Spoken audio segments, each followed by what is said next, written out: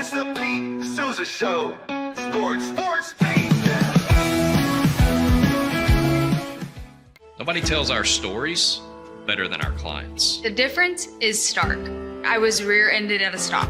I thought I was fine, and then once I got home, I realized it's a lot worse than I thought. I ended up having a ruptured disc. You say you're not hurting, and then an hour later, you're saying you're in all this pain. I just felt like most people would think that I was lying. And that's when I decided to call Daniel Stark. I owe a lot to Daniel Stark. They really got me what I deserved. The difference is stark.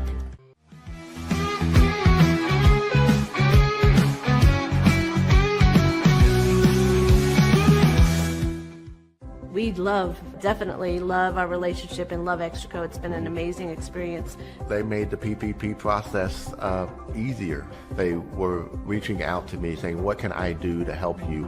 That made a huge difference because my stress level, when we shut down, to afterwards was night and day. Our experience with Extraco has been phenomenal since the very beginning, so we love Extraco.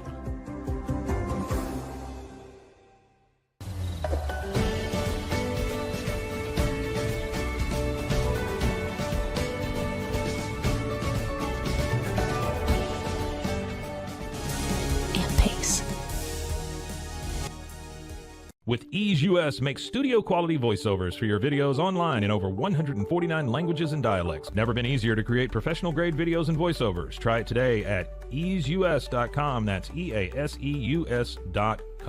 Ease US.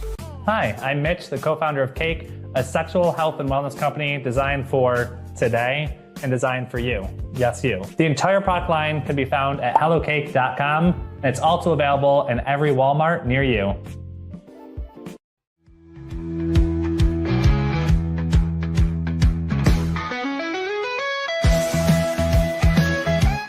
Send money abroad in just a few steps with Remitly. Sign up with your email, enter an amount, choose how your loved ones receive the money, enter your recipient's information, select a payment method, hit send, and relax. Download the Remitly app today. Tervis is all about staying hydrated. Each product is built to last and comes in endless designs to match your personality. Stay refreshed and express yourself with Tervis. Visit tervis.com today and find your perfect tumbler. Looking for tickets to the hottest shows, games, and events? Ticket Liquidator is your one-stop shop for great prices, no hassles, and guaranteed tickets. Whether it's sports, theater, or concert, for the best seats at the biggest events, start with Ticket Liquidator today at ticketliquidator.com. Ticket Liquidator. The U-Like Air 3, launched in 2023, ushers in a new era of sapphire ice cooling technology, offering nearly painless hair reduction in just 3 weeks. That's ulike.com. U-Like.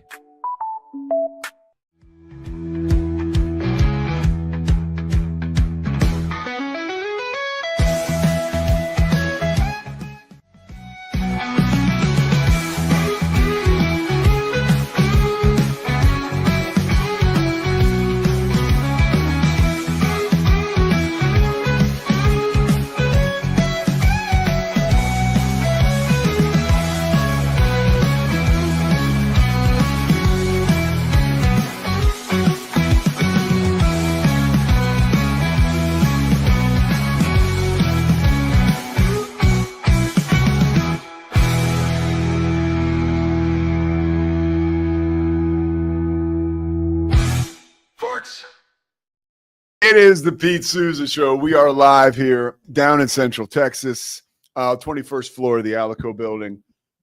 Scotty Swingler, Pete Sousa, Chris Visser down in Central Florida.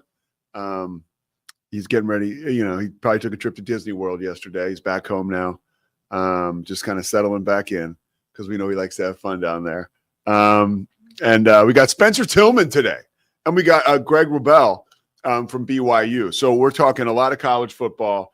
And I want to start off because we got Spencer coming up at 10:15. Of course, we're presented by Slovakics. Look, man, I don't even know how to get into this, but I have to address it at the top of the show. Marshawn Nealon, 24-year-old Dallas Cowboys player, defensive lineman, second-round pick from Western Michigan, has died. The Cowboys put out a statement. To speculate is to guess, no idea. I know he had a touchdown on Monday night and this morning he's gone, which is just like, it just shows how fleeting, right, this whole thing is. So, you know, thinking about him, thinking about the Cowboys, that just sucks. You know, when anybody's 24 and they die, it sucks. Anybody dies, it sucks.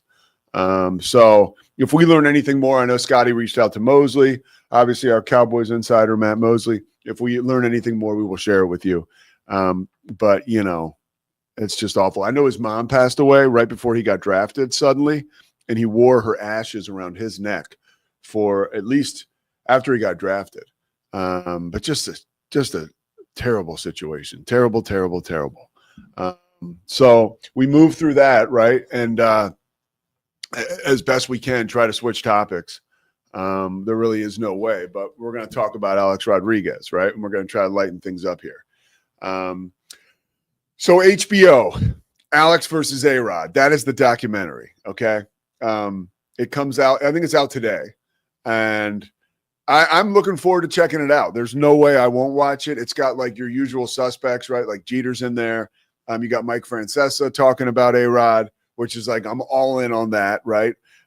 Katie Couric is there talking about A-Rod. Like, you got all these people who covered him and interviewed him. And look, I will say my first issue, and it may be my only issue with this movie, is the title, Alex versus A-Rod. Like, and I was thinking about that this morning. Like, it takes a lot to really lean into, like, there's two people here we're dealing with. Like, it's one thing if, like, you know, I can say, well, that's Alex versus A-Rod. But man, like, when he's like, there's Alex and there's A-Rod, like, because you know that he had the final cut or whatever you want to call it on this documentary.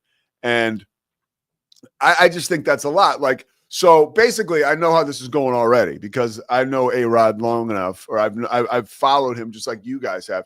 He has been one of the featured cast members in our lifetime, if you've been following sports, where like you don't have to look for A-Rod news, like it's right there. Like, he is a focal point of the sports universe, which has been fun.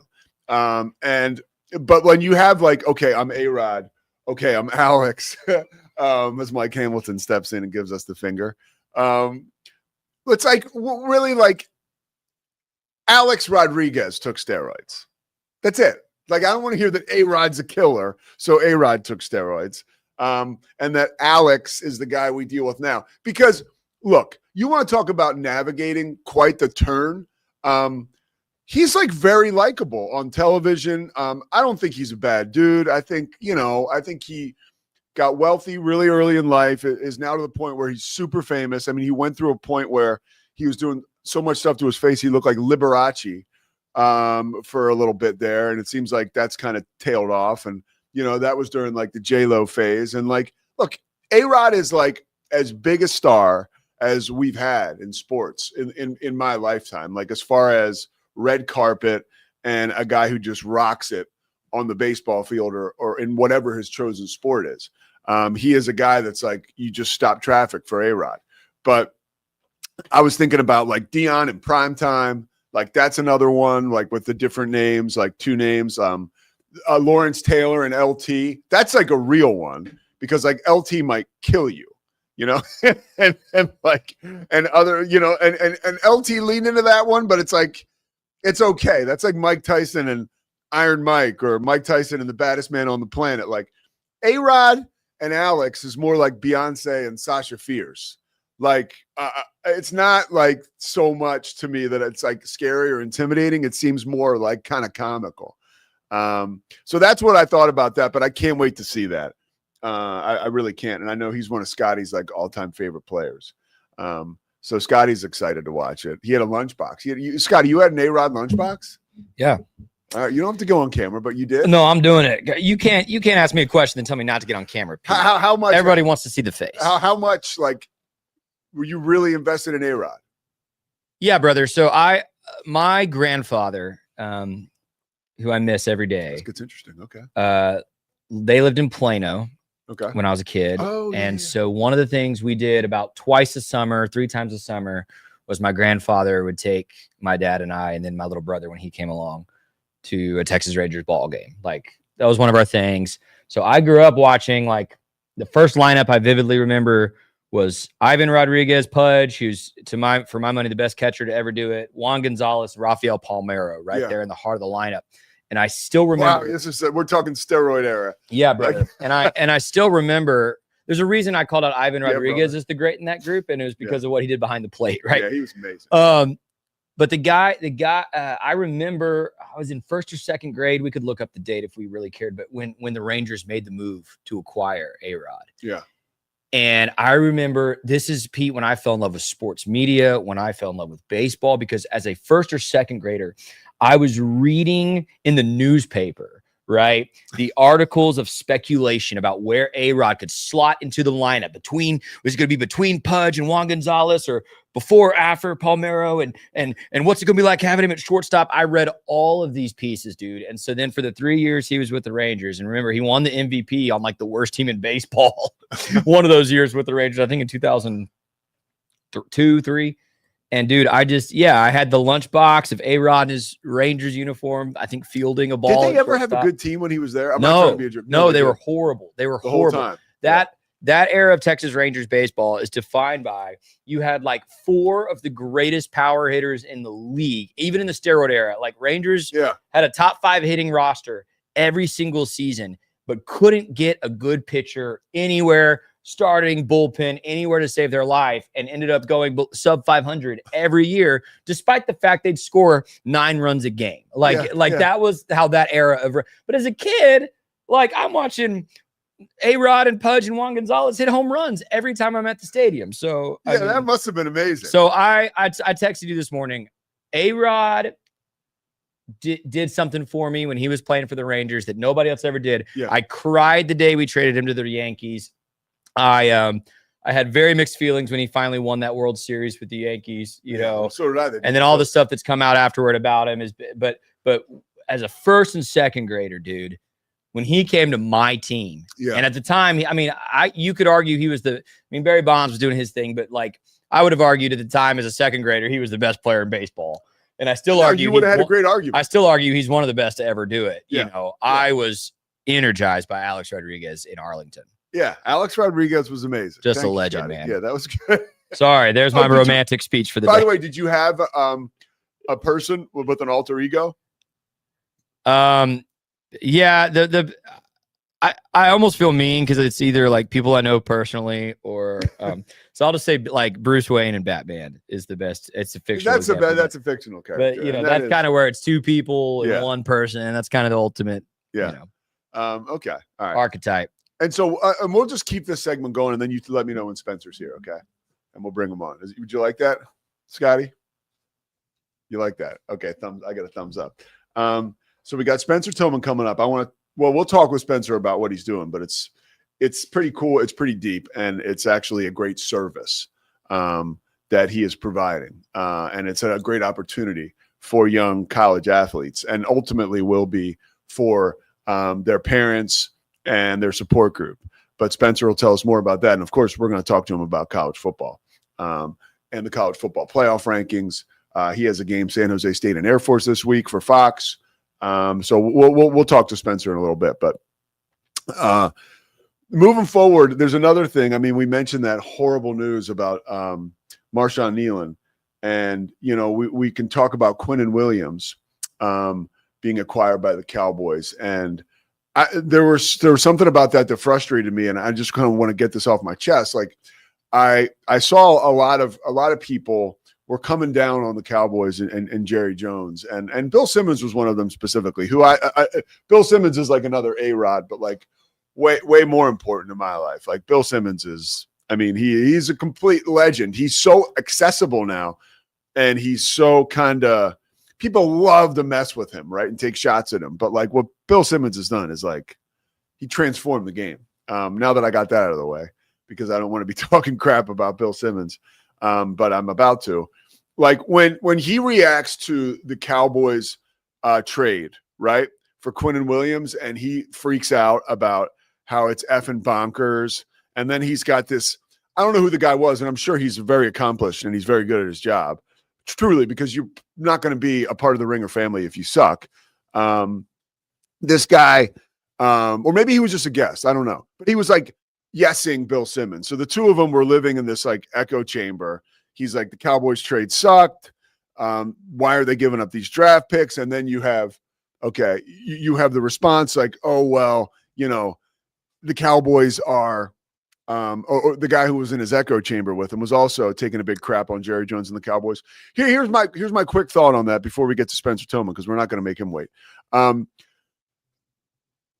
It's a second round pick this year and a first round pick next year. Right now, the Cowboys obviously have a desire to move forward, right? Where they will continue to improve, especially next year. So that first round pick would hopefully be a later round pick, right? If you talk to people around football who know more than I do, a lot of times teams, like, you only have first round grades on like half the guys that get taken in the first round. And now with NIL, there's not as many like hardcore, like boom, first rounders. Guys are staying around longer. It's a little more of I'll just say that I think it's impossible to look at this trade now and to come down with a definitive answer and opinion to say that it's effing bonkers and it's the worst trade ever. You got to take time before you can start weighing in on these trades and talking about how terrible they are. People act like they know. They don't know. There's a big gray area out there. Speaking of a gray area, Spencer Tillman's going to help us with that this morning as we bring him in right now. The Hall of Famer, the champion at so many different levels. Spencer, thanks so much for taking time today. Great for having me. Thank you, man. I'm so pleased to be here. You look excited. I'm excited. So let's do this thing. Hey, I got to hear about what you're doing this class. And I, before you got online with us here, I talked about it.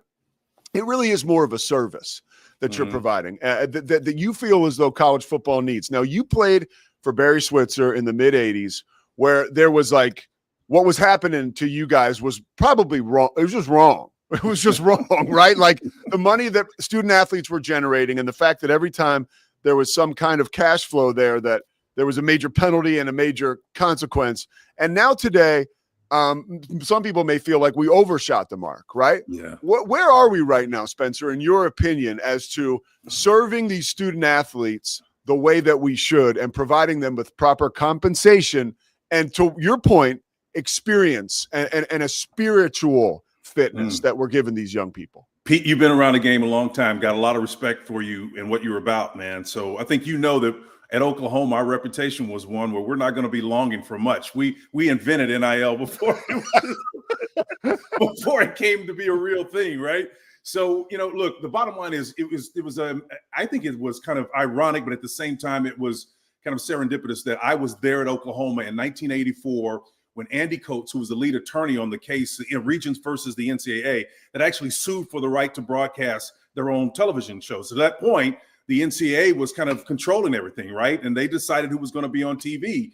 And these Southerners didn't really like that. And people forget it. Oklahoma was actually part of the Confederacy. So they're part of that same group down to the Southeast, man. They weren't digging that, right? They wanted more control of things. And so along with Georgia, not a surprise there, they kind of got together and they sued and they won.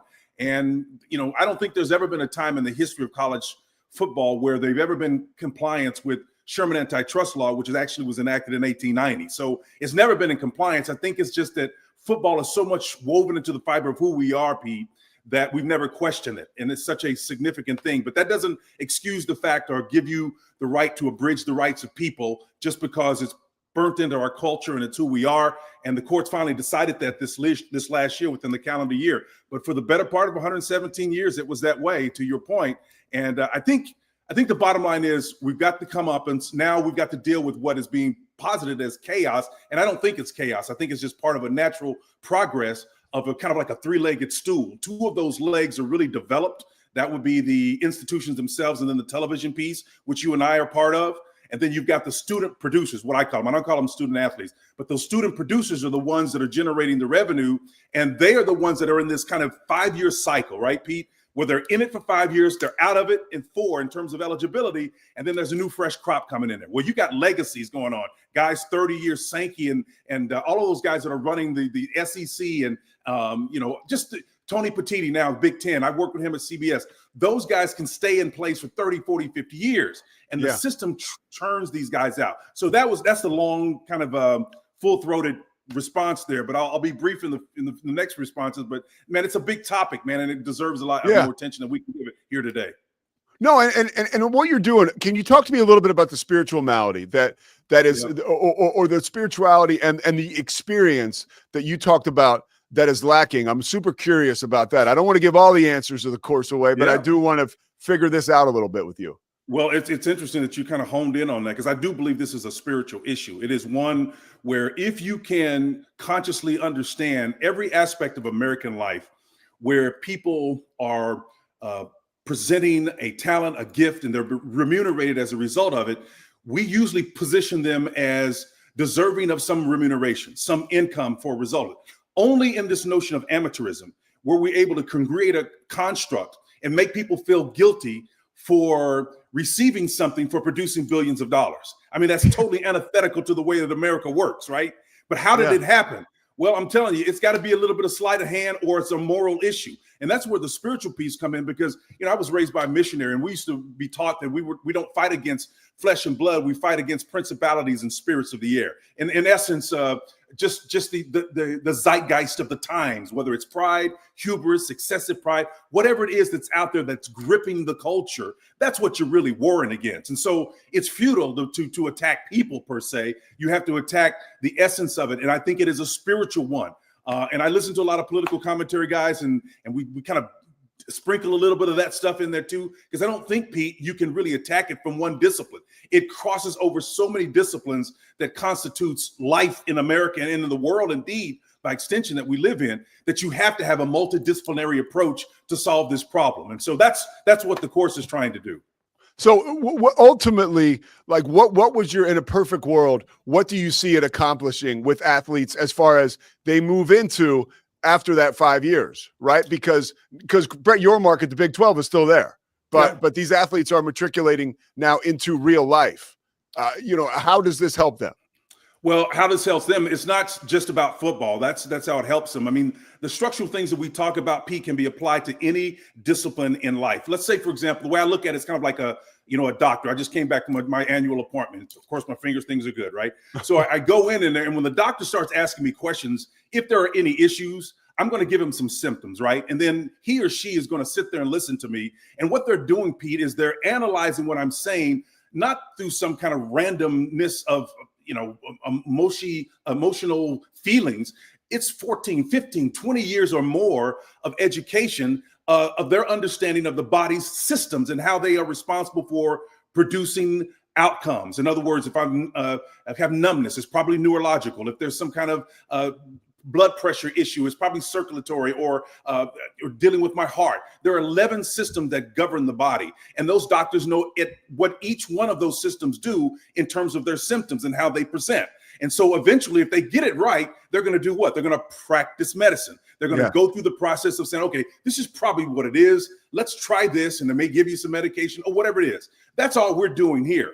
I think I know the answer to the problem. It's a hard issue, back to that spiritual piece, but we have to do it. And the issue is one of convergence or lack thereof. And what I mean by that briefly is convergence is where you understand what the person who has the power needs and wants. And if you can create a narrative that shows you how you both benefit, you're going to get more than reluctant compliance. You're going to get willful participation. And at that point, like a good coach would do, you're going to find a way to create an autonomous athlete that has a conscience and has a soul that's not going to bail on you after you've given them the coin, right? And that's how you do it. But heretofore, it has been command and control. And that's the reason why guys like a Bill Belichick is struggling right now. That's why Nick Saban got out the time that he did. I don't care what anybody says. If you were part of that ilk of coaches that had command and control as your model, you're not going to fare well in this current climate. I can guarantee you that.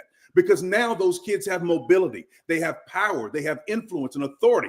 They may not be mature enough to really wield it properly, but I blame the coaches for that because they have acknowledged this. Heck, Pete, I remember there was a time when coaches had the salaries capped at $16,500 a year. I mean, that's how old I am. I've been around. I'm so old, I owe Jesus a quarter. That's what my dad used to say. So if you've been around long enough to owe him money, you've been around a long time. I remember that, Pete. Yeah. And so when they got their coin, it's almost like they got amnesia and forgot how it all works, right? Well, there's another cohort out there that's in the same situation that they're in, and it's the coach's responsibility to find a way to engage, because ultimately, if they kind of reverse engineer it, kind of like that doctor metaphor we just talked about, agency and gratitude are what you're looking for in the end game in an athlete. And unless and until you have a sense of agency about, hey, Pete, I know your story, man. And that's one of the reasons why I've not met you personally, but I love you because I know you have the DNA of what the archetype of success is. I would not bet against Pete. I would not bet against you against anybody simply because you have the DNA of the archetype. I don't care what it is. Hollywood makes billions of dollars on the comeback story, right? And they follow a similar narrative.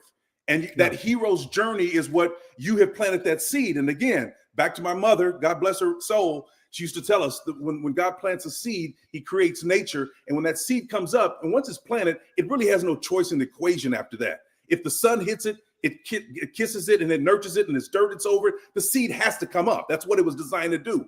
And he takes the truth of that process, that spiritual process in nature, and applies it to his word. It says, so shall my word be. As the seed, the word, what I say about Pete, what I say about Spencer, will not return void until it achieves the purpose unto which it was sent. So if the word was sent to achieve toughness, resiliency, all of that, if I practice that, I nurture that, and I do what I'm supposed to do, it's only a matter of time. It's only a matter of time. And so what you look for are threats to that.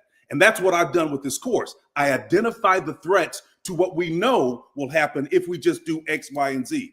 And a lot of people don't like it, but the bottom line is we can mitigate that with interest convergence. I know what they want. It's about coin and control. That's what they seek.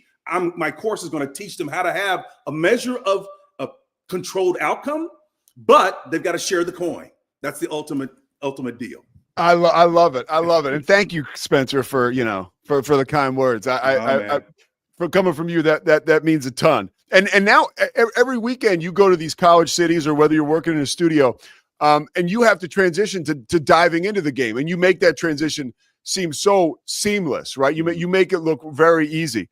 In covering college football this year, once again for you, you're on like what? I mean, as a player, right? Now how many years have you been in the broadcast game? Almost 30? Pete, almost 30, 29, 30, something like that. I started right after I graduated. Well, and I want to get to that in a second, because I think that path that you took is extremely unique. But with college football and the college football playoff, right? What do you like about that format? We have the rankings that have just come out. What works about that format for you? Well, I think inclusion. I think the fact that when we started this thing in 2014 with 4 teams, technically it was going to come down to 2. Well, we knew that there were more deserving teams involved in that, right? When you had technically 5 conferences, maybe 4 legitimately now, and some would argue that there's only 2 or 3. That withstanding, I think the thing that makes this tenable, defensible, is the fact that there are a lot more deserving people out there who are being included now. And that's all we're doing with our program too. But to keep it in this narrow lane of what's working, anytime you can expand it back to that interest conversion, what do those 8, those 10 additional teams want? They want inclusion, right? They want to share. Why are they in conferences to begin with? Because they can bring together and aggregate the population of their 16, 17 teams of the AACC, or whatever your conference model is subscribed to.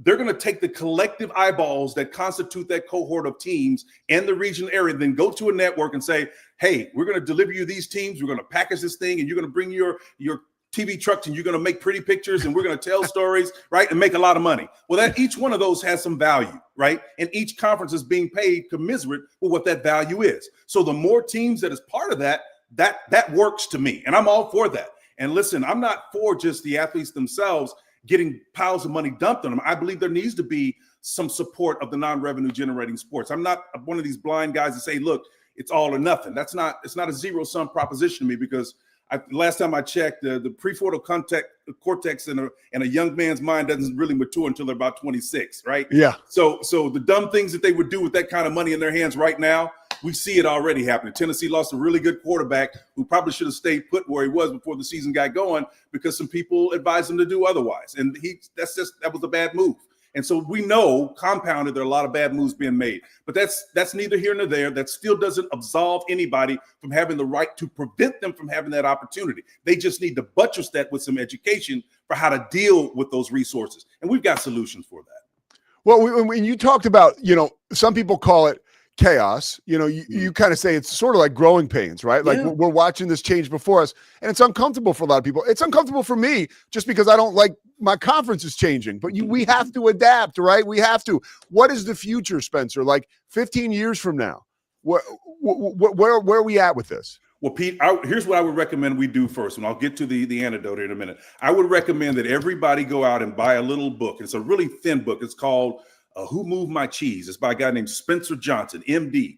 And it's really here's a high level overview of it. It's about 4 players. It's about this guy named Him and Ha, and Sniff and Scurry are 2 mice that are in this narrative. And really high level, Pete, what happens is there's this station or this maze that they're familiar with, and they go to this maze and they eat cheese, right?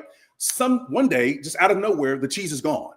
And then so, as you would imagine, and as the name suggests, Him and Ha just sit there looking around, trying to figure out where their cheese went to, right? And they don't move. They get gripped by fear. They don't move. They just sit there and wait for the cheese to show up. Well, Sniff and Scurry do as their name suggests and start sniffing around. And when they go on that journey searching for something, guess what? They're going to find something else, right?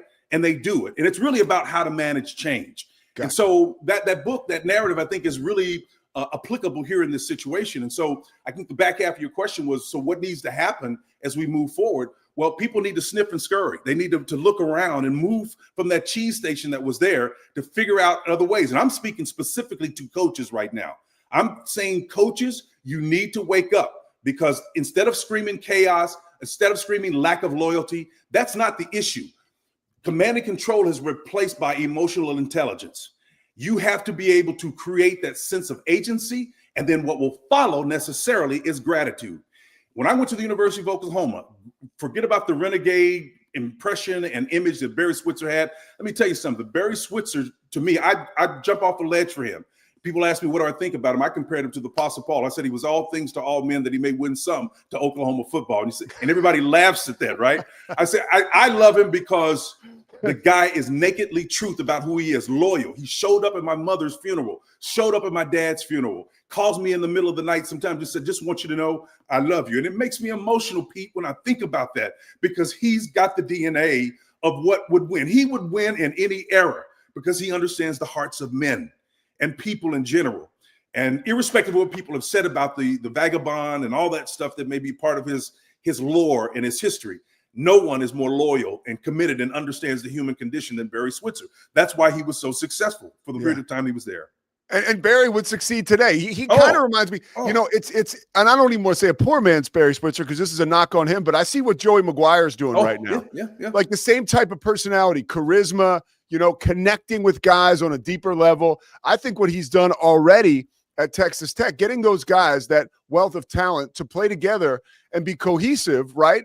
This is a huge accomplishment for a coach like Joey Maguire. And I have to believe that starts with connection. Absolutely. If you just nailed something, Pete. I used to baby Switzer's kids, Doug, Kathy, and Greg. And if you watch him interact with his kids, Joey Maguire interact with high school athletes here in Texas in a similar way. You wouldn't know that they weren't his kids when the way he talked to them. So when he came on board at Tech in 2022, his reputation was earned here in Texas as a great high school coach. And everybody knows him. Every parent knows him. Everybody knows that you don't fool around with this guy. If you're in a room and there's 12 guys going to be recruited, you might as well pack up and leave right now, because Joey's leaving with the prize. He's going to get that guy. That guy, we used to say this about the late John Blake, that he could convince a shark that the desert is the best place for him to be. That's how good he was, right? So it's a dry place. We know sharks don't belong in dry places, but that's how good a recruiter he was and is. So I'm not shocked at all that Texas Tech is enjoying the success that they're having in a conference that, whether you think it's mediocrity or whether you think it's truly competitive, I don't care how you frame it. It's some good football being played at that conference. Hey, back to you real quick before we let you go. Yep. So you got into TV. I mean, you talk about that frontal lobe or whatever it is, right? Yeah. Like not being fully formed until you're 26. Well, you were kind of ahead of the curve. You knew what you wanted to do after football when you had a pro career ahead of you before you started that pro career. Like, when did you understand, okay, I want to take broadcast is going to be next for me after football, even though I have a future in pro football? Yeah. Well, I went to Oklahoma as a petroleum land management major, and I will tell you what changed my mind. Barry Switzer came to me, Pete, one day and said, Spencer, he said, I want to introduce you to this guy named Lee Allen Smith. He was the general manager of the NBC affiliate in Oklahoma City. And he introduced me to him, and I just got hooked. Started doing some radio first, worked for a guy named Al Ashbeck. And this was another one of those little anomalies here. He's a wonderful Jewish fellow who came to Oklahoma with a Jewish accent, and they absolutely ate it up. They loved him, right? And he taught me everything I needed to know about radio. And then I leveraged that into the broadcast side on the TV side. Did a tour with the NBC affiliate around all of the in sales. I was in all aspects of it to learn that kind of full scope of it. But Barry Switzer was the one that got me interested in television. Otherwise, I'd be in PLM right now or an attorney, something like that. But Barry was the guy that got me involved in it. But right after you got done with the Oilers, you jump in because you go Houston, San Francisco, Houston, right? Yep. And then you retire. And then you go right into TV and like full throttle. Well, I was actually in TV when I was in college. I mean, I was working for the NBC affiliate while I was there. I interned my sophomore year, and I would actually do some weekend shows sometime when I was like 19, 20 years old. And then when I got to Houston, I was drafted by the Houston Oilers. The NBC affiliate I was working for did this little deal called the Diary of a Rookie. And they traced me and followed me, right? And they would see me in there all the time, and we would do it, put it back up on the bird via satellite and send it back to Houston and send it back to Oklahoma City. And one of the Paul Policelli was his name, was the news director. He saw me working and he said, well, who's that kid? He asked this guy named Rick McFarland, who was one of my producers. He said, who's this guy showing up here every week? And he said, what's so-and-so? He's the guy. And what happened is, Pete, I had sent a letter to them prior to being drafted by the Oilers and requesting, that I come and you guys look at my work, and they said, no, don't have anything available. Well, I ended up getting a job there and beginning to be an anchor there at that NBC affiliate. And I worked for them for like 10, 12 years and while I was in the NFL, right? And then when I retired, I worked a couple more years and then got the gig at WABC in New York City. And that was like that. You were at WABC for like a hot minute, and then you go right to the college football show with Brando. Right, with Brando. And then there was a little stop in there with KPIX, in San Francisco. I was working with them, Gary Ratnich and those guys for a little bit over KNOR with the other side. So, there was a little bit of that in there. And then Lee Steinberg, who was my representative at the time, worked with me a little bit on that. He said, and I told him, no, man, I want to go back and play. So I went back and played 3 more years and then came back and then went to WABC TV, then hopped over to CBS with Tim, where we were the longest tenured lead analysts in the history of college football there at CBS. So that was a great run. An amazing team. I know you hear it all the time. People miss you guys together. I do love you being with Eric. And I think that Tim kind of does yeoman's work. Like he's helped, not helping, but Devin Gardner's great. But Tim is great. Tim can be like the glue. Yeah, he's the glue, and he's a little bit like you mentioned Switzer, right? Like he can kind of help people out all things. Well, go ahead. No, I don't want to interrupt. Tim is a unique breed. We love each other. We spend time with each other's family, and I can tell you anything I would say about him, Pete. Yeah. He knows about it. Tim knows his quirks. I know Tim Brando. We have creative tension. That's what makes us work. We speak the truth to one another. Yes. And so that's the reason why our relationship works. Yeah, it works very well. All right, last question for you. You were that 85 team you won a championship with in Oklahoma. I mean, and you won a Super Bowl on one of the greatest teams ever in San Francisco. But that 85 team is just so interesting to me. It was so captivating because I don't want to say it was before all the rules, basically. Like you guys created NIL. You mentioned it. How colorful was that team with you, the Boz, Casillas, Jamal Holloway? Like, what was that like, man? It had to be. You guys were like a bunch. It was almost like a cartoon show. You guys were so much fun, like Mr. T and Hulk Hogan and stuff. It really was. You're absolutely right. You nailed it. It was a fun show. Here's a quick narrative that kind of encapsulates all of it. So we win the national championship in '85, Pete, and we go celebrate. We've got this big shindig. The guy aforementioned it was the director at the NBC affiliate, puts on this big shindig for us. And we are at this swank hotel downtown, and they've got a lot of celebrities. We're 18, 19, 20-year-olds. We don't know who all of them are. But I go into the bathroom, and then out comes this guy named Tony Rayburn. He's on the defensive side with Bosworth and Ricky Bryant and all these Scott Case, all these great athletes that we had on that team. And he comes out with this. He's dark as I am. He's a black dude, right? He's dark as me, and he's got this look on his face, and he's ashen. And I'm like, what? And he goes, Pa's in the bathroom. I'm saying, Pa, what are you talking about? He said, Pa, and he said something else. I'm not going to use the expletive that he used. Out comes Lauren Green, the late Lauren Green of Bonanza, right? And he's coming out of the stall, and he's got this look in the face. And I said, Paul, and I did the same thing, right? We're cracking up. I mean, it was just one of those moments, man. And we had 1,000 of those moments like that, those fun times where the personalities just come out, the nakedness, the rawness of it was indicative of what we were as a team. And our coach was an extension of that. Brian Bosworth would have his dog Raider sitting right behind the team. We'd hang half 100 on people. We'd turn around, his Doberman Pinscher would have a little, little collar around his neck, and he'd be sitting there watching the game in his seat, And then I remember as a freshman, when you mentioned Jamel Holloway, people forget that Troy Aikman was our quarterback at Oklahoma. Yes. He was our starting quarterback running the option game, right? He breaks his tibia against Miami. In comes this little 5'9" running back out of Carson, California. And he looks at me and he looks at Lydell Carr and he goes, y'all ready to roll? And we're like, what? Like, what? And I looked at Lydell and he looked at me and he said, he just shrugged his shoulders, says, let's go. And then we lost the game to Miami, but we ran the table. And Tennessee ended up beating them later in the year, and we won the national championship, right? Yeah. Beat Penn State in the Orange Bowl. And he became the first true freshman to go wire to wire and win a national championship. That's how unique that team was, and it was replete with great examples of athletes who were willing to step up, were not afraid or intimidated by the moment. And I think he set the template. Spencer Tillman, dude, you set the bar, man. You set it real high. Thank you so much for taking time. The masterclass every athlete and parent needs to win off the field. Look it up. It's a great opportunity for people to understand how to take advantage of what you're talking about, that all the things that could come with being a successful student athlete. So student producer. Absolutely. Student producers. Yeah, nothing significant happens in life without leadership. The bottom line, and that's what we need. And that's where can people find you guys, Spencer, if they want to? ProceedCFBapp.ai. And you can access and then sign up on the course there. And there's a wait list. And then it's going to be January 1 is when the course will start. So, it's a big deal, man. All right, we'll put this link in the show notes. We'll post this segment. Thank you so much, Spencer. Thank you, brother. Love you. Mean it, man. Take care. You got it. Take care. Spencer Tillman, absolute legend on and off the field. And his journey, I mean, man, if we could all be so thoughtful, right, early in our lives. And then to take that, and obviously, he mentioned his parents, and he grew up in Tulsa, and just a great young man, right? And was able to take that all throughout his life, and now he's leaving this legacy, and he's still here.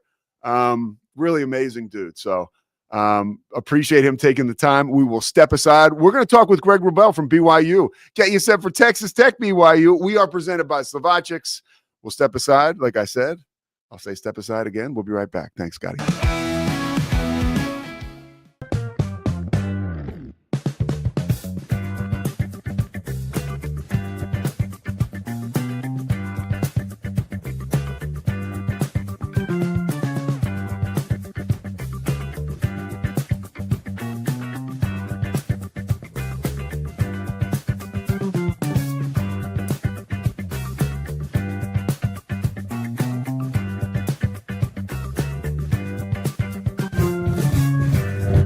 Bubble allows you to make it real and for it to actually work.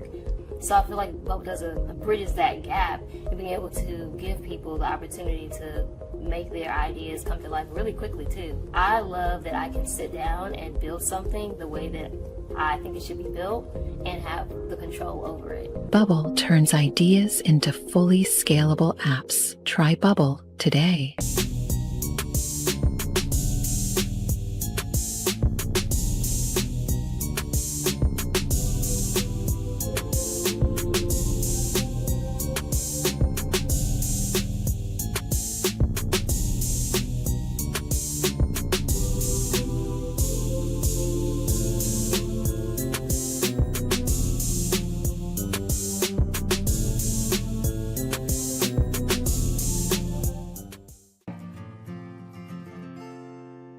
Hi, I'm Jo from Face Theory. You're going to want to have a specific goal for your skincare routine. What do you want to achieve? Active ingredients are really strong, and if you're using too many at once, your skin can get overwhelmed. Don't overspend on products. Choose products that have scientific research behind them. At Face Theory, if you're not happy with a product, just say so, just give us a shout and we'll give you your money back, no problem.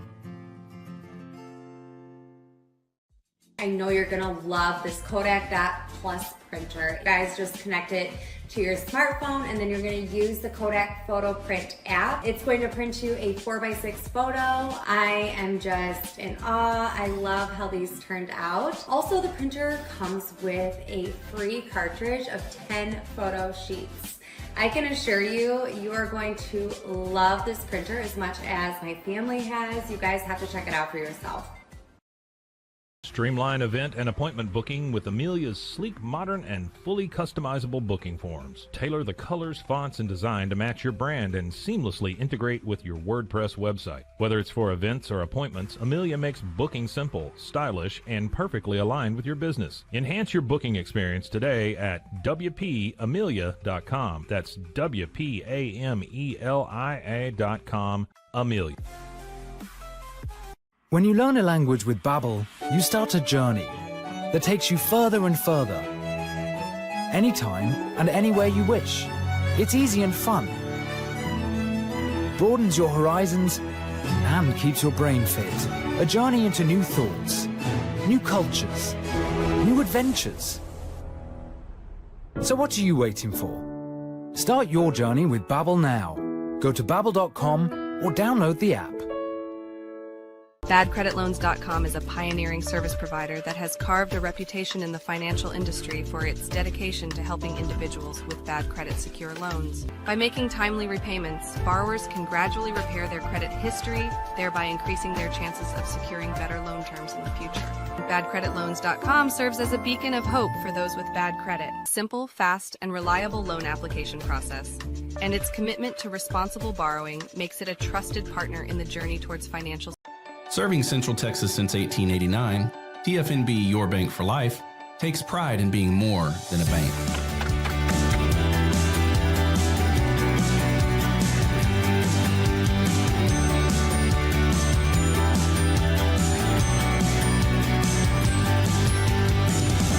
At TFNB, we remain committed to these principles.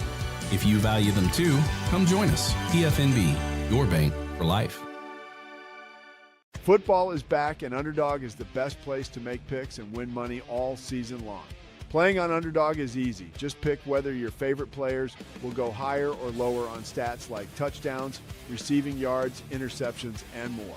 Get your picks right and you can win up to 5,000 times your cash. You can play with as little as $1.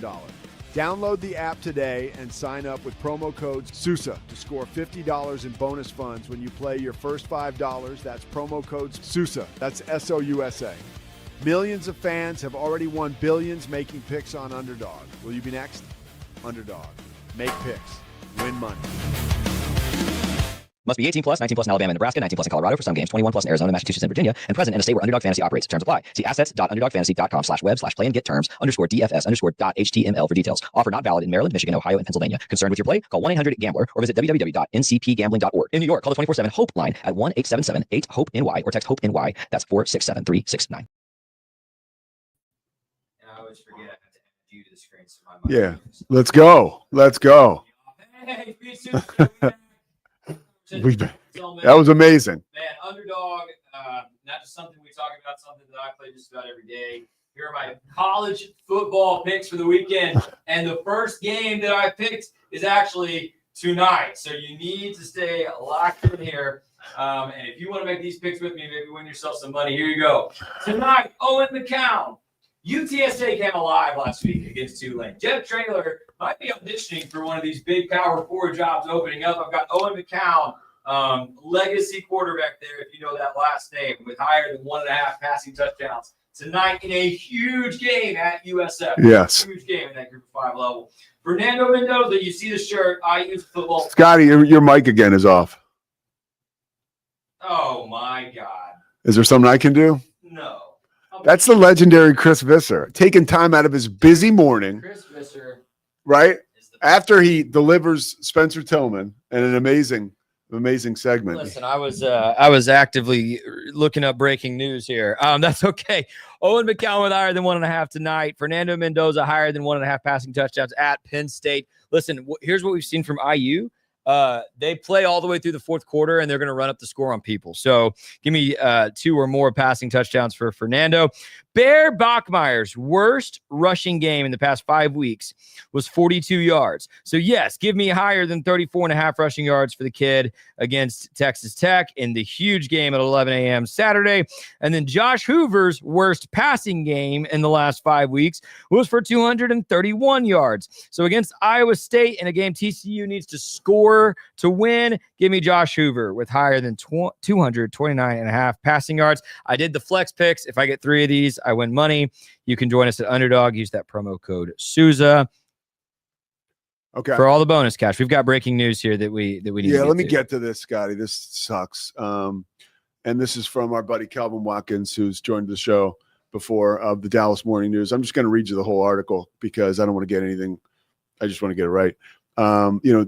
Dallas Cowboys defensive end Marshawn Nealon has died by suicide. It has been ruled the second-round pick out of Western Michigan. Now let's get to the article. Dallas Cowboys defensive end Marshawn Nealon died Thursday morning from a self-inflicted gunshot wound following a police chase, authorities say. He was 24. About 10:33 p.m. on Wednesday, Texas Department of Public Safety troopers attempted to stop a vehicle for a traffic violation on the northbound lanes of the Dallas North Tollway near Keller Springs Boulevard, Frisco police said. The driver didn't stop, refused to stop, resulting in a pursuit where troopers lost sight of the vehicle, police said. The vehicle was later located abandoned and had been involved in a crash on the southbound lanes of Dallas Parkway near Warren Parkway. Initial reports showed that Nealon fled the scene on foot. Officers established a perimeter and searched the area with assistance of a canine and drone units, though it's not clear from whom police received information that Nealon had expressed suicidal ideations. DPS troopers, along with Frisco police, found the driver, Nealon, dead around 1:30 a.m. from a self-inflicted gunshot wound. A spokesperson for the Plano Police Department said officers responded at about 11:40 to a welfare concern at an address associated with Nealon, but no contact was made. Frisco Fire Department and Collin County Medical Examiner's Office did not immediately respond to requests for comment. So we're getting a bunch of information that's being thrown into this immediate pot right now to try to develop and establish some kind of timeline. But in his final year of college, he lost his mom, it says, right after lost her suddenly. And this is a guy who had a touchdown in Monday night's game. It's just awful. And there's recordings from TMZ where you can hear his girlfriend making a call saying that, he would, and she was telling police basically, hey, he'll end it all. Oh, yeah. So that's as tough as it gets, right? No words, just sadness, man. That sucks. When we learn anything else, we'll continue to keep you updated. When we come back in a couple moments, we're going to talk. And again, how the hell do you pivot from that? You just don't. You just move on. We're going to talk with Greg Wrubell about BYU and Texas Tech. But we're going to take a break, come back, and get back onto the field with some college football. But now we'll just take a moment and take a break, and then we'll come back. The Pete Sousa Show, presented by Savacha. Overwhelmed by your inbox? Clean Email is here to help. Organize, clean, and manage your emails with powerful automation tools. Say goodbye to spam and clutter and enjoy a stress-free inbox. Try Clean Email today at cleanemail.com. What if you could clean clean? With bio-based formulas and deep cleaning enzymes. No dyes, phthalates, or mystery ingredients. Just powerful pods for your dishes and laundry. Now you can, with drops made clean, made to clean. Welcome to Kit Bag, the ultimate destination for football fans. Whether you're cheering for Arsenal, Chelsea, Manchester United, or any other top club, for true football passion, think Kit Bag. Visit kitbag.com today. That's kitbag.com. Kit Bag. It's the Restore Clarity Focus Patch, my little secret weapon for staying sharp, focused, and on task. Each box comes with simple instructions inside, so you always know exactly how to apply it. Each patch lasts for 3 days. I love that I can wear it all day. Samsonite is the world leader in durable, high-quality luggage and travel accessories. travel with Samsonite and pack confidence every step of the way. Shop now at shop.samsonite.com. Samsonite. At Tusane's, we understand that maintaining a healthy lifestyle can be challenging, especially in today's fast-paced world. That's why our mission is to make fitness accessible to everyone anywhere. Visit Tusanes.com today and start your journey to better health. That's TOUSAINS.com.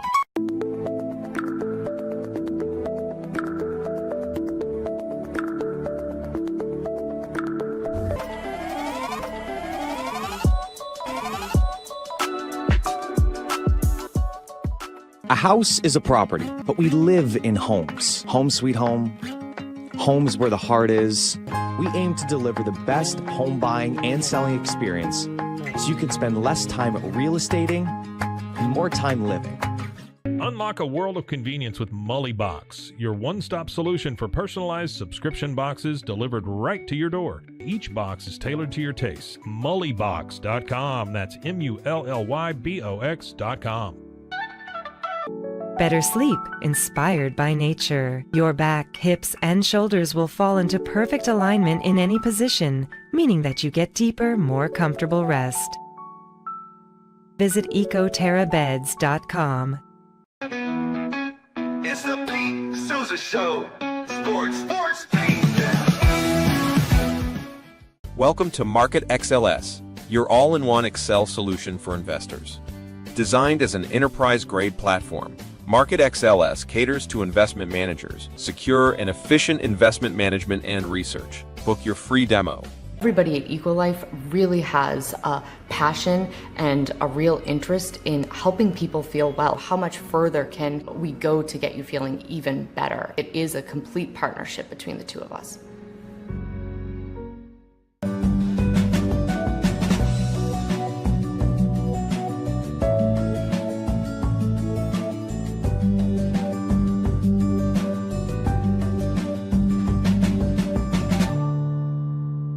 So all you have to do is tap your Popple to the back of someone's phone, like that, and they instantly get your social media and contact info right on their screen. They don't need an app or a Popple to receive your info. So get your Popple today and start impressing everyone you meet. Make it pop. It's hard to find supplements that work. No, thank you. Plant-based supplements made from the Earth's most powerful plants for your immune health, gut health, workouts, and more.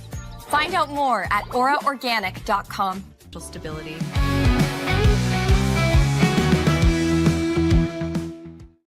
All right, we got Greg Wrubell from BYU, by the way, the voice of the BYU Cougars. He's been doing this for a little bit, maybe a little more than a quarter century, in fact, a BYU grad. Nobody better to take us into the Cougars' efforts as they get set to face Texas Tech in one of the biggest college football games the Big 12 has seen in a very long time. Greg, man, thanks so much for joining us.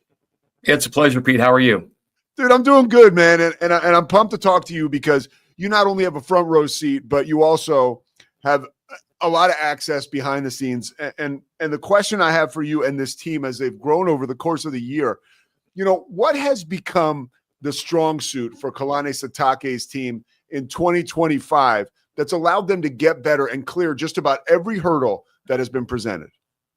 Well, I will say that when you start with defensive coordinator Jay Hill in his third year in the system, bringing back a lot of guys from a defense that was really good last year, it's not a bad place to start. And so I want to hammer that home that defense is really the backbone of this year's team, and I think was last year too. It feels a little weird, Pete, though, to say that the strong suit is the true freshman starting quarterback. You don't normally go to that. To have that be a galvanizing force on your team. And it really helps that Bear Bachmeier had, Chase Roberts coming back and a good offensive line coming back and LJ Martin, who's a potential 1,000-yard back coming back and Parker Kingston coming along. So those things are also really important in helping Bear be what he's become. But he's been the guy. I think he's a story this year nationally. And we're starting to see more of it as we get into November. Now, if they go to 9-0, we're going to see the Bear Bachmeier hype machine, I think, go into overdrive here. It's already kind of rolling along pretty well, but this would be something special if Bear and BYU can pull off a win Saturday in Lubbock. He's a really unique, charismatic, composed, cerebral, solid guy for as young as he is. Doing what he's doing, I think, is one of the stories of college football this year. You've been around him, the travel, the practices, the interviews. How has he made this look so easy? Because Lord knows it is not. No, and especially at BYU, a great quarterback tradition, right? And they had an experienced guy coming back in Jake Retzloff. Yeah. Jake was supposed to be the senior starter for BYU this year. And let's not forget, Bear didn't come here to be the starting quarterback. He came here to back up Jake. Jake was still in the program when Bear committed to BYU. This wasn't like a last-minute rescue. It turned out to be very fortuitous, but Bear came to be part of the quarterback room that included Jake Retzloff. When Jake left, Bear suddenly was in a fight for that starting job, and a job that he won. He's I use the word unique. He is that. He was a Stanford commit for a year and a half. Like, he was committed to Stanford. His brother was already there. They had a good one, and he ended up at BYU after all of that. And BYU is very grateful that he did. The word Kalani Sitake uses, and I used it a minute ago, is composure. He belies his true freshman status. He just really does. He's exactly the kind of guy you want at that position. Physically, he's fit for the job. He's a big boy for being a young player. And the attention he gets with the number 47 is self-apparent. It's a linebacker number, and he kind of plays that way when he crosses the line of scrimmage. How about this, Pete? BYU's had great quarterbacks for a lot of years and great running quarterbacks for a lot of years. Steve Young and Taysom Hill, to name just two of them. Well, with his next rushing touchdown, he will tie Steve Young and Taysom Hill and Zach Wilson for most rushing quarterbacks, most rushing touchdowns by a quarterback in BYU history, and he's doing it potentially as a freshman. He's got 9 already. His next one gives him 10. Yeah, and we're not even – this is the early stages of November. I mean, that is a super impressive number. What has Aaron Roderick done on offense? One, to make Bear Bachmeier comfortable initially, right? And two, to open the playbook ever so slowly and give him access to doing more, which in turn puts the defense on its heels more often. Yeah, well, the first thing he did was give him training wheels, and the next thing he did was take them off. He started the year with a really strong run game. And what Aaron Roderick wanted to do this year, regardless of who the quarterback was going to be, was he wanted to start this year more like they ended last year on the ground. They were a pretty good run game by the end of last year, but it took them a while to get going. They were a little more imbalanced than he would have liked. So it helped that LJ Martin was kind of ripping off these 100-yard games early and settling Bear in that way. Sione Moa, who's not been a part of the run game because he's been injured for the last month or so, he was also a part of helping Bear settle in that way. So the first thing he did was give Bear less to manage. But it wasn't too long before Aaron realized that he could give Bear a lot to do in the helmet and then at the line of scrimmage, and he could adapt quickly and make the right check and make the right call. So within a couple of games, he's starting to see, okay, not a regular freshman, not a normal young guy. Let's do more. Let's do more, to where you find that in the last game, there he is passing for 300-plus yards at Iowa State. And that was a team, Pete, that hadn't allowed a 300-yard passer in 21 games. And a true freshman's the one to break that streak. So by game 8, the wheels have been completely taken off, the training wheels, that is, and Bear's doing everything that any other quarterback would be expected to do. And I would say probably by game 4 or 5, I think after the Colorado game, they started to realize, all right, we can give this guy the book and he can run it. And so I think you've seen, we still call him true freshman quarterback Bear Bachmeier, but he's just quarterback Bear Bachmeier now. That true freshman thing is kind of fading away because he doesn't look or play or think or act that way. How have you seen this team grow over the bye week? Anything? Because that win you mentioned, I was shocked, right? 0-5 all-time in Ames. And not only do you guys go in there, but you come back and win. To me, that says so much about just the guts and the heart of this team. What have they done over the bye week? Anything different than years past? Or, how have they operated as far as gearing up for this huge game?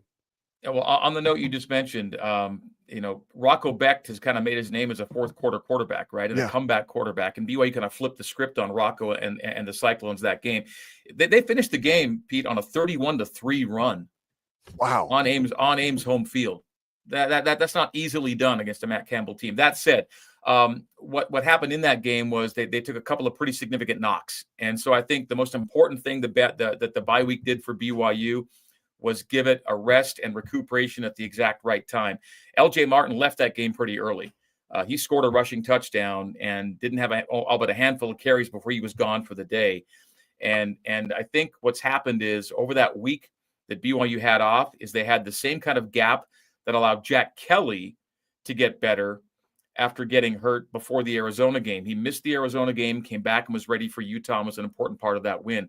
Although there was no game in between the injury, I think LJ not having to play last week was big for BYU. And a healthy LJ Martin, goes without saying, benefits them greatly in this final 4-game stretch run.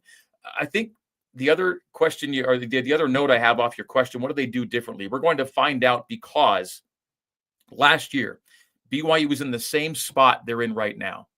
All right. They were 8-0 going into the first college football playoff rankings. They had 4 games to go. All right. In that first ranking, they were ranked 9th, and then they beat Utah to go to 9-0. Now they're ranked 6th, and they knew that if they get 2 wins in their last 3 games, they're going to the Big 12 title game. Well, they just got 1 win in those last 3 games and missed out because of a tiebreaker this year. 8-0 BYU, 7th in the CFP rankings. They've got 4 games to go. Again, if they go 3-1, Pete, they're playing in Arlington. That's a guarantee. They cannot miss Arlington by going 3-1. So can they turn last year's finish, which was 2-2 through 4 games, into 3-1 or better through 4 games this year? They have the experience of last year. They know what it felt like to miss out on Arlington last year. They had that November. They get to repeat the same situation. Isn't that interesting? They get the exact same scenario put in front of them. But you could argue it's tougher. Last year they had Utah, not a great team last year. They had Kansas, team with a losing record last year. They had ASU, good team, and then Houston. That was the 4-game finish. A little more manageable than this year. This year it's at Lubbock. It's home to TCU. It's at Cincinnati, and it's home to UCF. So 4-game stretch, yes, but a tougher 4-game stretch. So we'll see just how many lessons BYU learned to apply in a much tougher setting in 2025.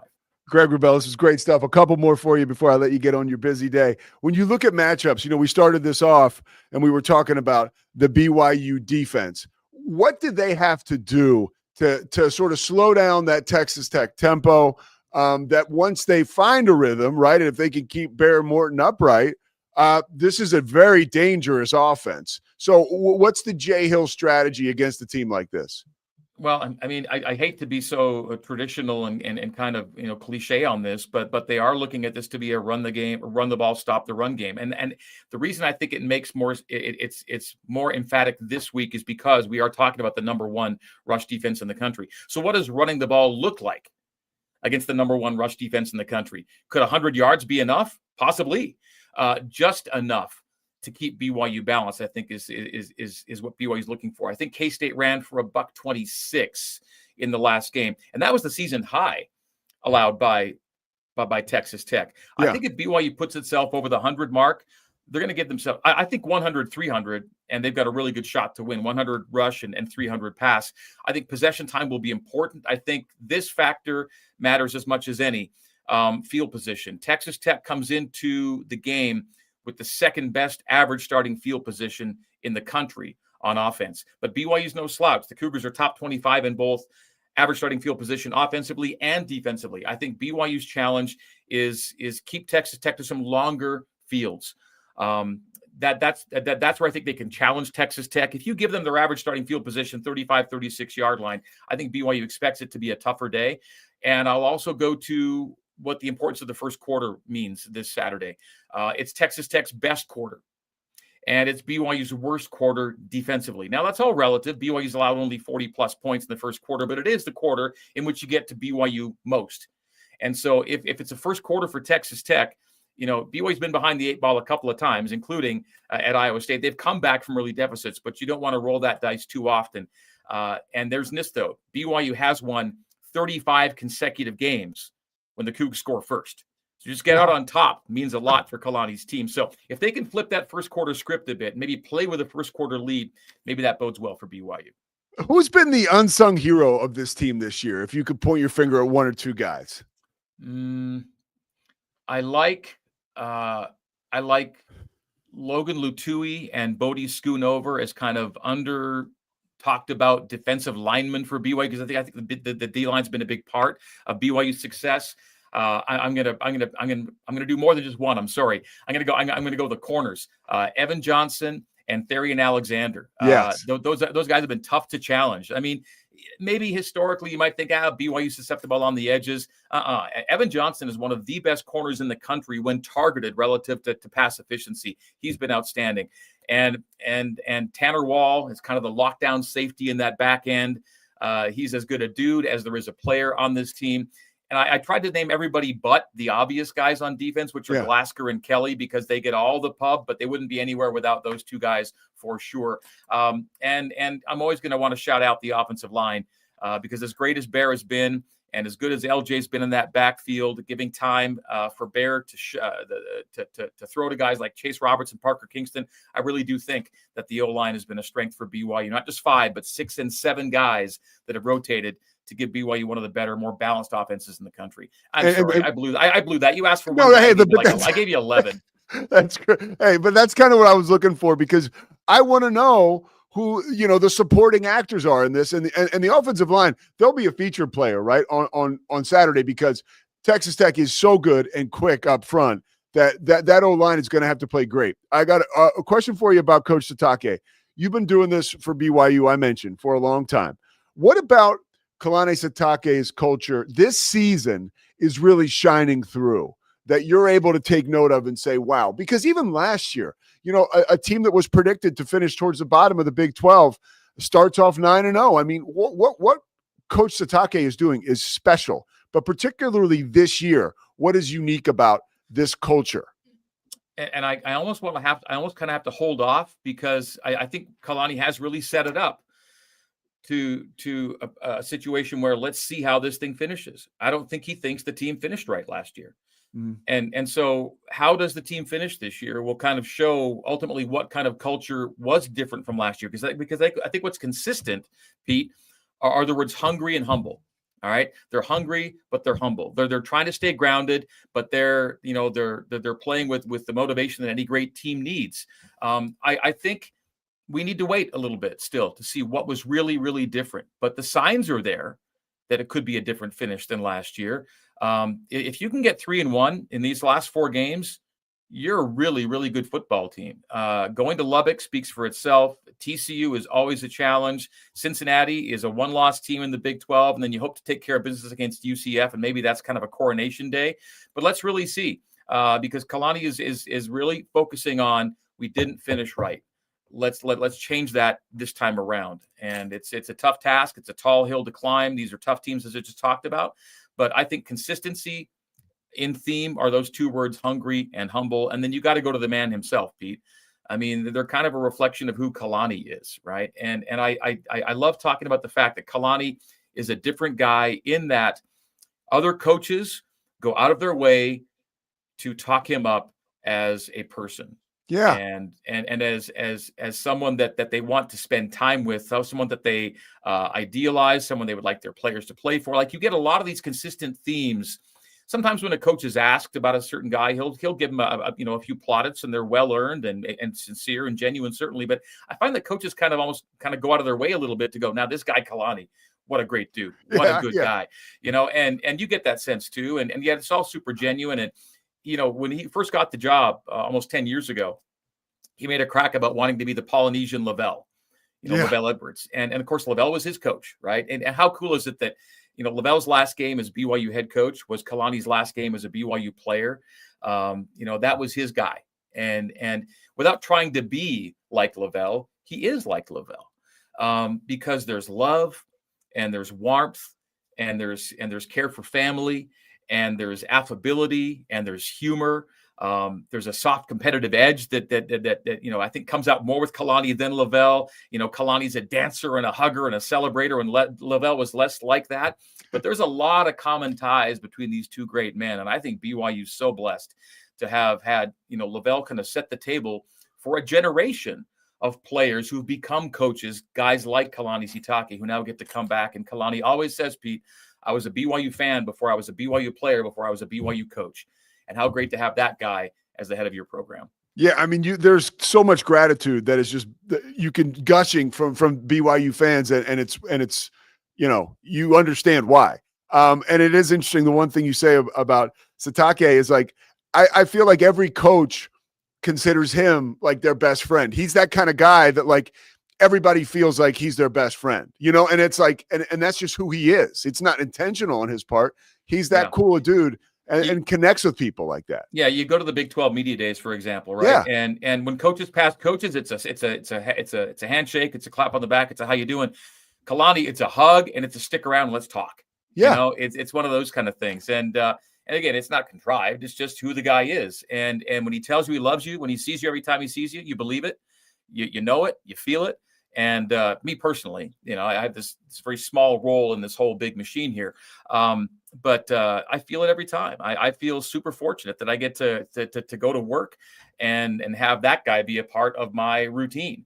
Whether it's pregame conversations, postgame conversations, coaches shows during the week, or just being around him on a practice field or wherever it is, you feel the love and you're glad to be around him.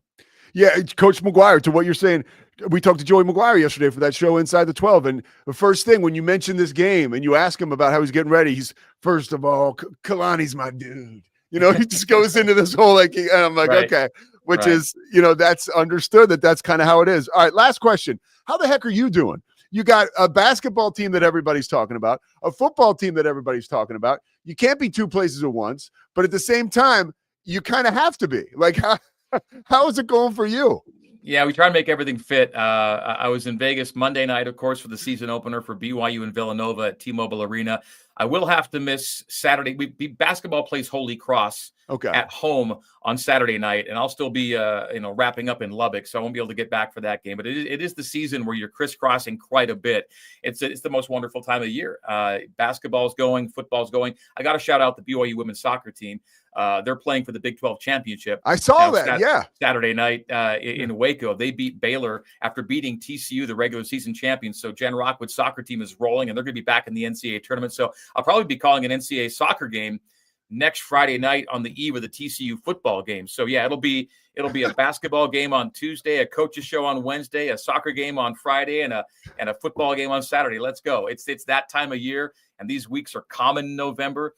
And I wouldn't have it any other way. I'm super fortunate. And yeah, this is my 25th season. 25th of football play-by-play, 30th of basketball play-by-play. Wow. I was on the football crew for 9 years as Paul James's sideline guy. So it's my 34th year on the radio crew, but I had 9 on sidelines with the great Paul James. Some out there might know the name Paul James. Oh, I know it. Yeah. Yeah. So Paul did it for 35 years, and I got to spend the last 9 years of his football career as his sideline reporter. So I kind of learned the art from him. And I was fortunate. I won't say I filled his shoes. I was given a different pair of shoes to put on and lace up, which I did because he could fill them in only one way. He was a legend, and I'm just blessed to have had the same job as him for as long as I have. It's super cool. I'm a play-by-play nerd like you, and I was watching the 1987 NCAA tournament basketball championship game last night. Don't ask me why, but Frank Fallon, who was the voice of the Baylor Bears, I always am reminded that he's the voice of the Final Four, or was for so many years. He would introduce the starting lineups. And so I heard Frank Fallon introducing the starting lineups. It's like, oh, he was the guy that preceded John Morris. It's just so cool. I love all this stuff. Last one. Yeah. How's AJ DeBonsa been doing as a guy? I had a chance to chat with him real quick at Big 12 Media Days. And he just seems like very evolved and comfortable in his own skin, very honest. You know, he sees all the news and everything about him out there, but he seems to be comporting himself pretty smoothly so far. You know, what's it been like just in this finite time to be around him and kind of feel that star quality, but also see that he's grounded? Yeah, I probably have to relate it to Bear Bachmeier a little bit. And now Bear didn't come in with the hype that AJ did, but it's that same level of kind of flatline, like I got this kind of thing. That's what you get from AJ. And AJ's been dealing with it a lot longer, right? So I think he's more practiced at it, but it is also kind of an outgrowth of who he is. Handles it really well. I think he focuses on the right things. There's a lot going on in his life, and he's got a lot of things around the game that he's got to deal with. But I think having a coach like Kevin Young, and coaches on his staff who've been part of the professional environment for quite a while, you know, in the NBA is where you always have other stuff going on besides the game. And I think Kevin, having been around that, and guys on the staff having been around that, dealing with players who have the other stuff, they're able to translate that to AJ in a way that's, I think, really helpful to him. And so, yeah, I mean, he's the right guy to handle it. And I think he's got the right coaches, including Kevin Young, to help him handle it. Yeah, and that's why a lot of folks and young players are racing to BYU, because Kevin Young's got something special going. All right, Greg Wrubell, that's enough of me for you today. Thank you so much. I've kept you long over, but I really appreciate the time, man. You do a tremendous job, and it's cool to finally really chat with you. Thank you very much. No, it's always fun to see you when we cross paths on the road. I'm sure we'll be at a venue or two together this year, and I look forward to seeing you then. And whenever you want me to pop on with you, it'll be an absolute pleasure. Thank you, Pete. Dude, thanks so much, Greg. Take care. Safe travels. You bet. Okay. Here he goes, Greg Wrubell, one of the best in the business. And he's a guy, I can tell young broadcasters this, like whenever I'm getting ready to call a BYU game, like I will listen to all the BYU stuff. And Greg mentioned doing the coaches shows. And, he did, I have not called a BYU game since Kevin Young has been there, but I called about 4 when Mark Pope was there. So I used to hear the Mark Pope coaches show, which was very, very good. And then I got a couple BYU games this year. So I'll be tuning into my man, Greg Wrubell, getting me ready for those games. He does a tremendous job. Scotty, you got anything before we depart? No, you're good? Scotty's good. Tomorrow on the show, we'll be talking with Joey McGuire. And then we're also going to talk a little more BYU, Jake Hatch. So we're getting you set up for the biggest Big 12 game. Man, you could say in a long time. Scotty, is this the biggest Big 12 game in a decade? No. No. My mic's not on, so you can repeat this. Do you know the last time the 2 top 10 teams met in a Big 12 game? When? The 2021 Big 12 championship game. Oh, what a game, man. You can share that. The last time 2 top 10 teams in the Big 12 met, the 2021 Big 12 championship game, Baylor and Oklahoma State. Was that good? All right, the Pete Sousa Show. We'll see you tomorrow. Thanks so much to Chris Visser. Thanks so much to Scotty Swingler, Spencer Tillman, Greg Wrubell, and thanks to you guys. Make sure you like, subscribe, tell a friend to tell a friend to tell another friend. Check out the catalog. I think Scotty's doing a stand-up set, but he's actually going to practice it. Right, Scotty? Trying a new skill. He's trying a new skill, which I by the way, that is a really, really hard job to do stand-up comedy. I did, Scotty, I'll talk to you. I did before I got sober, I thought I was the next Artie Lang. So thank God I got sober. Let's just put it that way. All right. The Pete Sousa Show is presented by Savachik. We'll see you tomorrow. It's the Pete Sousa Show. Sports. We definitely love our relationship and love Extraco. It's been an amazing experience. They made the PPP process easier. They were reaching out to me saying, what can I do to help you? That made a huge difference because my stress level, when we shut down to afterwards, was night and day. Our experience with Extraco has been phenomenal since the very beginning. So we love Extraco. Show. Sports. Nobody tells our stories better than our clients. The difference is stark. I was rear-ended at 70 miles an hour. I was injured, had a concussion. The insurance company, they delayed. They were playing games from the initial conversation. They weren't going to help me. The biggest thing I learned through this is that you can't go through this alone. I called Daniel Stark. They were going to help me and everything was going to be all right. Daniel Stark got me 10 times the insurance company offered. The difference is stark. Show. Sports. Our professionals are not only experts in managing urgent concerns, but also in providing top-notch preventative health care. We're proud to connect pet owners to a vast network of licensed veterinary professionals, ready to address any immediate concerns. Book your first appointment today. Nalgene Outdoor has been your trusted companion, fueling adventures and helping protect the planet. We're committed to reducing waste, improving access to clean water, and providing simple, safe, and sustainable products for you and your family. NALGENE.com.